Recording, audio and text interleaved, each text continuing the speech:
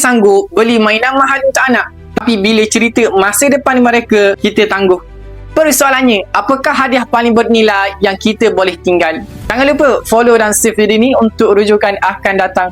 Anak tak perlukan harta mewah sekarang. Mereka perlukan asas kewangan yang betul. Didikan kewangan bermula bukan di sekolah, tapi daripada contoh ibu bapa di rumah. Realitinya hari ini, kos pendidikan makin naik, nilai duit makin turun. Ramai ibu bapa berharap nanti ada rezeki, nanti fikir. Kalau setiap bulan kita simpan 1 gram emas atas nama anak, 10 tahun akan datang, ia boleh jadi simpanan pendidikan atau modal permulaan hidup. Kecil hari ini, besar nilainya nanti. Semakin kita tunggu, makin mahal harga emas, semakin banyak nilai duit yang kita rugi. Masa adalah aset yang paling mahal. Okey, baik tuan-tuan yang mana berminat untuk simpan emas di Public Gold, tuan-tuan boleh refer pin video saya. Saya akan bantu anda ikut kemampuan, bukan ikut poket orang lain. Pesan mentor saya, Tuan Haji Muhammad Zulkifli Syafiee. Kita mungkin tak mampu tinggalkan warisan besar, tapi kita mampu beri permulaan yang bernilai. Jumpa anda di video seterusnya.